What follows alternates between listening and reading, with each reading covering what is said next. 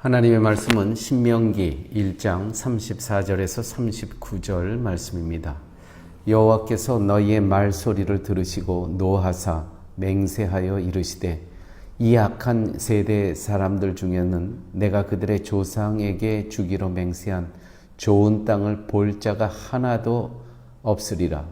오직 여분네의 아들 갈렙은 온전히 여호와께 순종하였은즉 그는 그것을 볼 것이요 그가 밟은 땅을 내가 그와 그의 자손에게 주리라 하시고 여호와께서 너희 때문에 내게도 진노하사 이르시되 너도 그리로 들어가지 못하리라. 내 앞에 서 있는 눈의 아들 여호수아는 그리로 들어갈 것이니 너는 그를 담대하게 하라.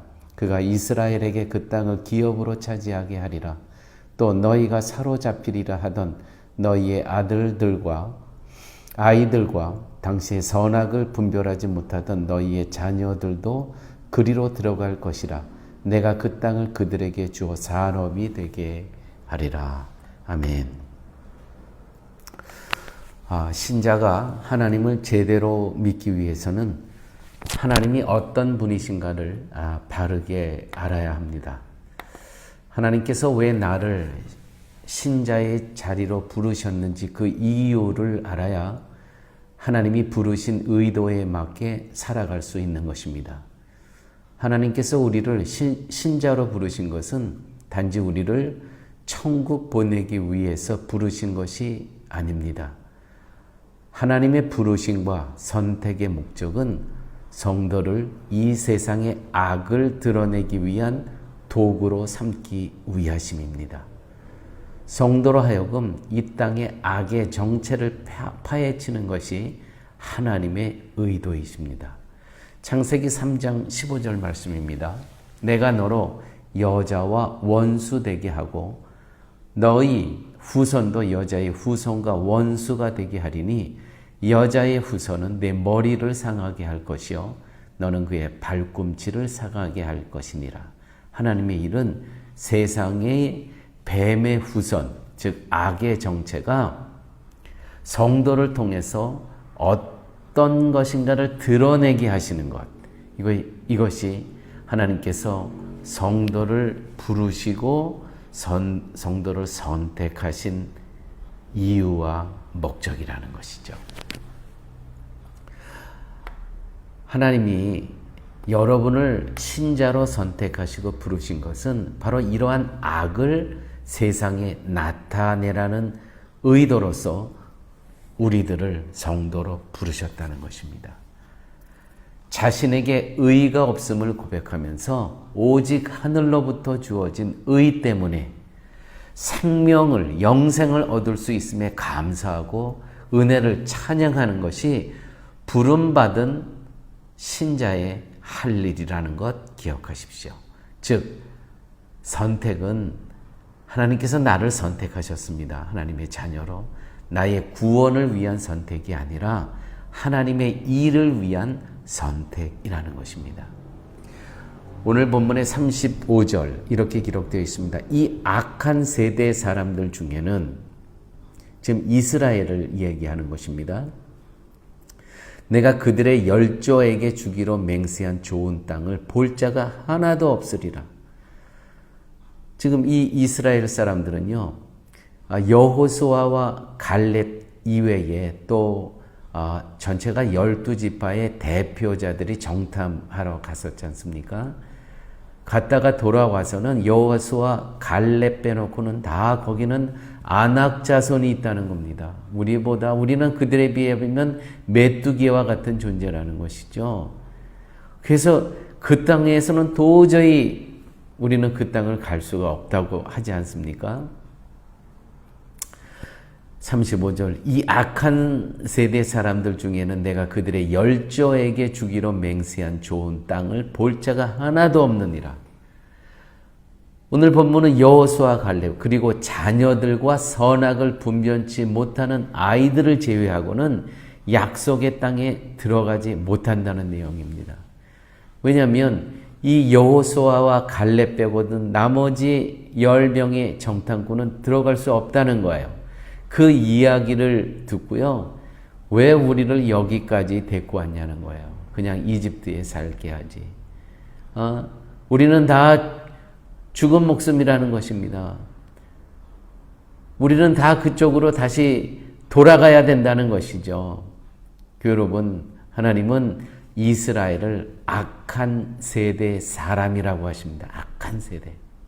악한 세대란 하나님이 하시는 일은 생각하지 않고 자기 상식과 인생 경험을 토대로 하나님을 멸시하는 것이죠. 이것이 악한 세대입니다. 이 이스라엘 사람들은 악한 세대라는 것이죠.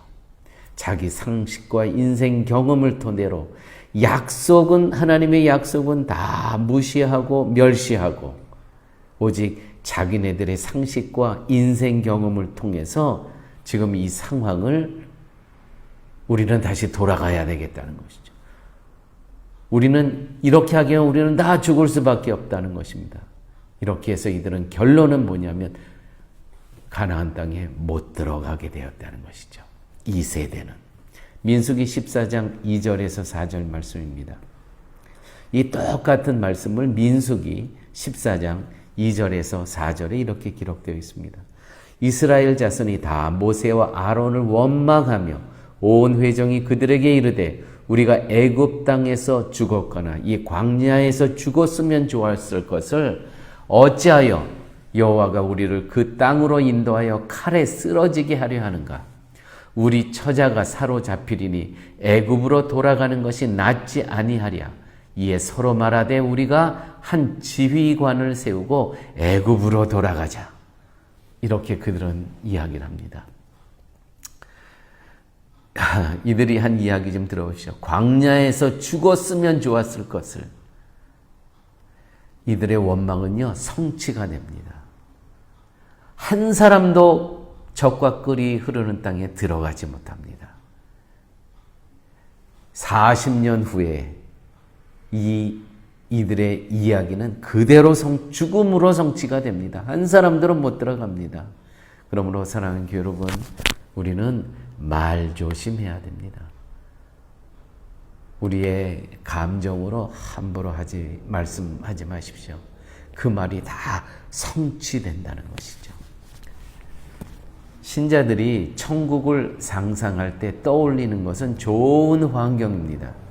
하지만 좋은 환경이 천국을 의미하지 않습니다. 세상 사람들은 하나님의 나라를 좋은 환경에만 관심을 갖습니다. 약속의 땅은 하나님의 약속으로 들어가는 것이지 나의 감정, 나의 상태 여부로 들어가는 것이 절대로 아니라는 것입니다. 이스라엘은 이것을 몰랐기 때문에 땅에 대한 소유의 가능성이 사라졌을 때 아낙 자손으로 인한 그 아낙 자손들이 얼마나 크고 장대한지요. 그래서 그들은 통곡합니다. 신명기 1장 45절 말씀입니다. 너희가 돌아와서 여호와 앞에서 통곡하나 여호와께서 너희의 소리를 듣지 아니하시며 너희에게 귀를 기울이지 아니하셨느니라. 하나님께서 이스라엘의 통곡 소리를 듣지 않으십니다. 그 이유는 이스라엘의 통곡은 회개의 통곡이 아니라 욕망의 단절로 일한 통곡이었기 때문입니다. 사랑하는 여러분, 오늘 본문을 통해서 천국은, 하나님의 나라는 좋은 환경이 아닙니다. 거기에는 고통이 있고 우리가 상상하지 못할 어려움이 있습니다. 그러나 하나님께서는 약속이 있으시기 때문에 그 모든 것을 하나님께서 다 이루어지신다는 것이죠. 그런데 우리는 눈에 보이는 것 때문에 함부로 말을 합니다. 우리를 여기서 죽여주시옵소서. 그래서 40년 후에 정말 그들은 다 죽었습니다. 한 사람도 들어가지 못했습니다. 여호수아와 갈렙, 또 그 이스라엘의 아직 선악을 구별하지 못했던 그 자손들만 들어갈 수 있었다는 것이죠. 함께 기도하십니다. 아버지 하나님, 우리의 욕망이 단절되어 있을 때 우리는 거기서 하나님의 뜻을 분별해야 되는데 이스라엘 백성들은 그렇지 못한 결과를 오늘 보게 하여 주심을 아버지 하나님 감사합니다. 그러므로 우리가 이 땅에 살아가면서 우리의 욕망대로 우리의 열심으로 살아가는 인생이 아니고 하나님의 약속을 붙잡고 하나님의 뜻을 붙잡고 살아갈 수 있는 하나님의 자녀들로 하나님 인도하여 주옵소서. 모든 말씀 예수님 이름으로 기도드렸습니다. 아멘.